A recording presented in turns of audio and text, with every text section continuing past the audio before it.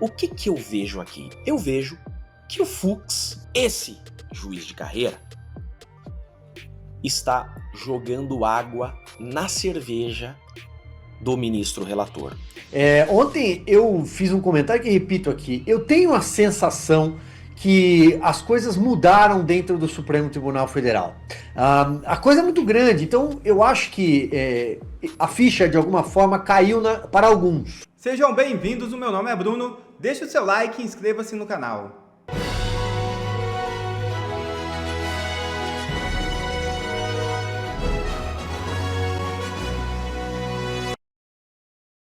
Defesa de General fecha o cerco a Moraes. É isso mesmo.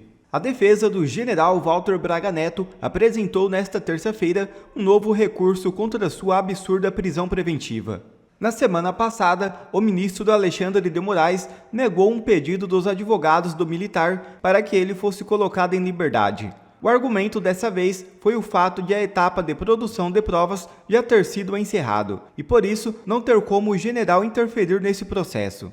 O recurso apresentado nesta terça é um agravo regimental que vai ser analisado primeiramente pelo próprio Moraes. Os principais argumentos usados para mantê-lo preso são indícios de que ele teria, em tese, tentado intervir na investigação da tentativa de golpe de Estado, buscando acessar o teor da delação de Mauro Cid, quando ela ainda estava em segredo de justiça. Não há nenhuma justificativa a mais para Alexandre de Moraes manter Braga Neto preso. E o levante de Luiz Fux.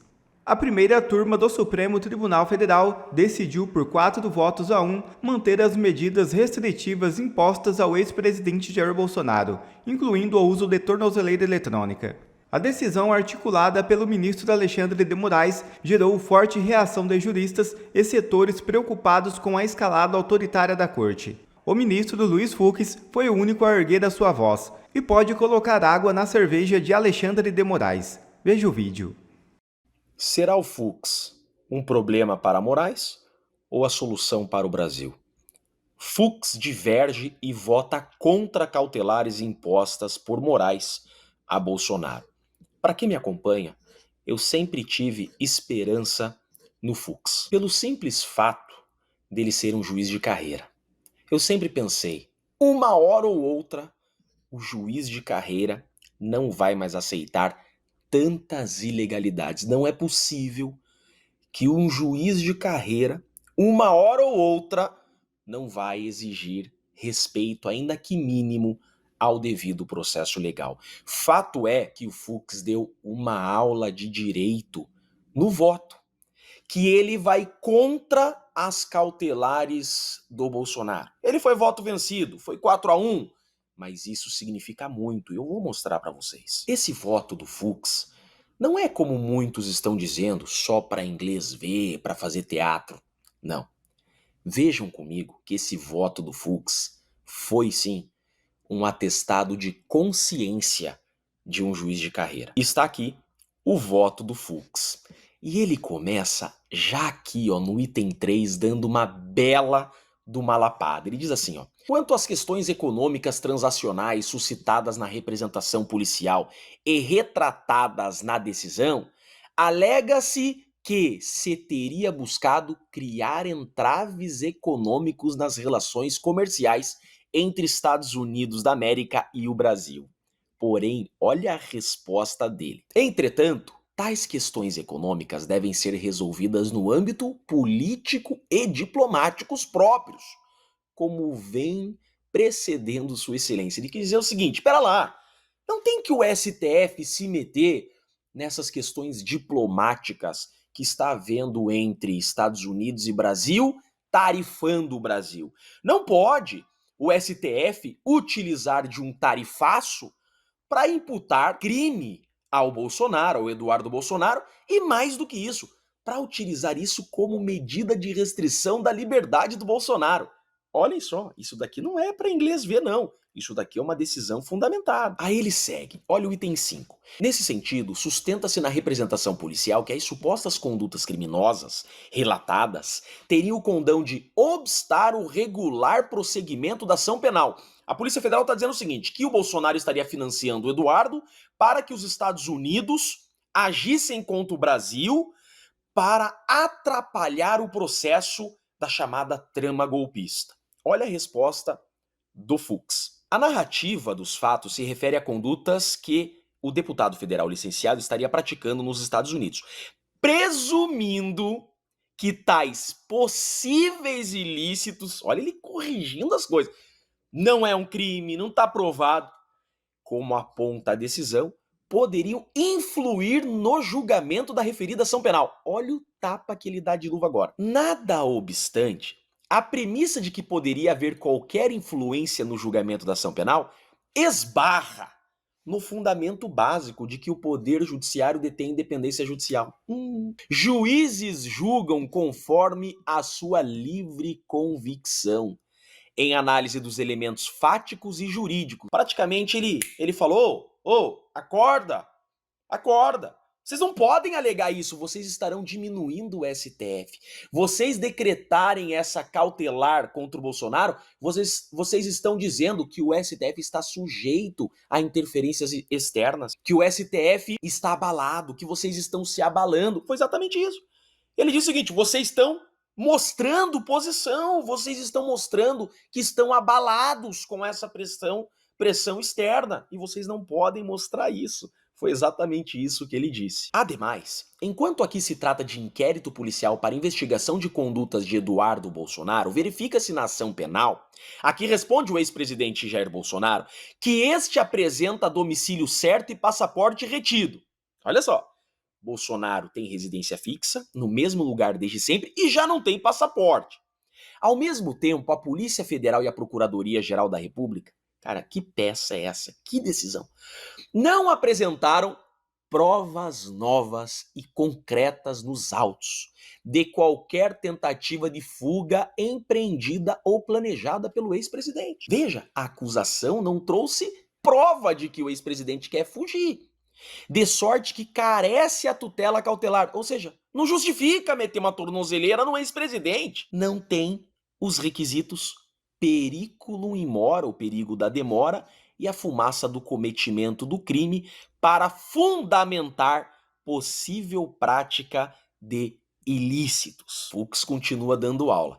Em decorrência dessa constatação, verifico que a amplitude das medidas, olha só, a amplitude das medidas, ele fala, essas medidas são exageradas. A utilização desmedida dessas cautelares imposta restringe desproporcionalmente direitos fundamentais. Vocês, com essa decisão, estão restringindo direitos fundamentais. Isso daqui não é uma decisão política, isso daqui não é fake, isso daqui não é para inglês ver. Olha a aula, como a liberdade de ir e vir e a liberdade de expressão. Isso aqui é uma decisão de um juiz de carreira, gente. Isso daqui é como eu venho alertado. Uma hora ou outra, o juiz de carreira ia cansar desses abusos, dessas inconstitucionalidades, concreta e individualizada dos requisitos, que legalmente autorizariam a imposição dessas cautelares. Olha só, ele está dizendo, não tem requisito aqui para usar essas cautelares. Deveras, mesmo para a imposição de cautelares penais diversas da prisão, que é tornozeleira, proibições e assim por diante, como estamos vendo, é indispensável a demonstração concreta da necessidade da medida para a aplicação da lei penal e sua consequente adequação aos fins pretendidos. Aqui ele disse, vocês não estão provando nada, vocês não têm prova nenhuma que justifique uma tornozeleira no ex-presidente. E para terminar de fechar a tampa de uma vez, ele diz, à luz desses requisitos legais que vocês não estão respeitando, não se vislumbra nesse momento a necessidade em concreto das medidas cautelares impostas. Você pode olhar para isso daqui e falar, tá, Jeff, mas o Fux foi voto vencido. Tudo bem. Mas isso aqui diz muito por quê? Porque o regimento interno nos diz o seguinte, artigo 333 do regimento interno do STF. Cabem embargos infringentes à decisão não unânime do plenário ou da turma que julgar procedente a ação penal. O que eu vejo aqui? Eu vejo que o Fux, esse juiz de carreira, está jogando água na cerveja do ministro relator. O que significa? É possível, sim, que a sentença do relator seja condenatória. Ninguém discorda disso. Mas se esse cara aqui, ó, o juiz de carreira, um faixa coral de jiu-jitsu, se ele divergir em qualquer ponto da condenação, se ele for de novo voto vencido, 4-1, na sentença final, nascerá a possibilidade desse caso da chamada trama golpista não terminar mais na primeira turma. Esse caso terminará no plenário, onde serão julgados os embargos infringentes.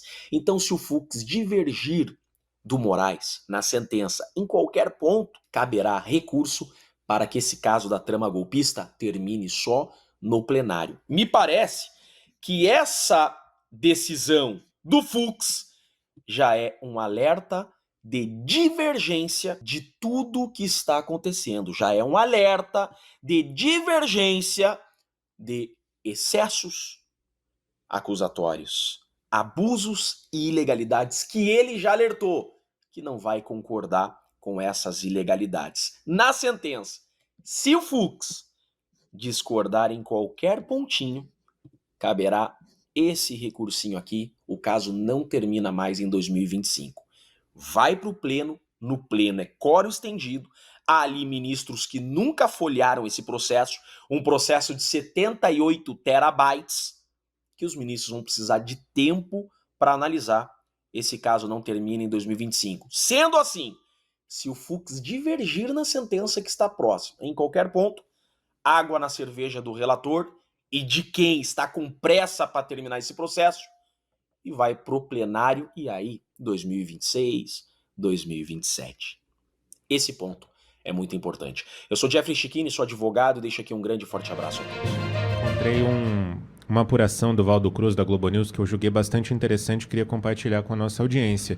Ele escreve que, diante do clima tenso dos últimos dias e antes de uma nova decisão de Alexandre de Moraes, ministro do STF, alguns outros ministros defenderam prudência no caso de Jair Bolsonaro.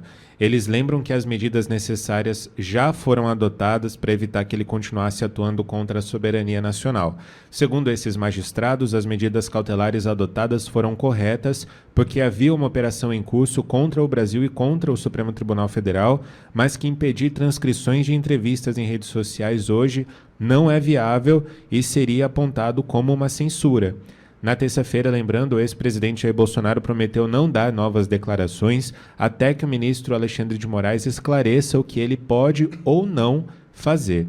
A decisão de Alexandre de Moraes, aprovada pela primeira turma, como nós falamos aqui, não proíbe o ex-presidente de conceder entrevistas, mas de utilizar suas redes sociais. Gerou dúvidas, porém, uma determinação do ministro de que Bolsonaro poderia ser punido se redes sociais de terceiros fossem usadas para transmitir entrevistas ou fazer recortes de declarações proferidas por ele.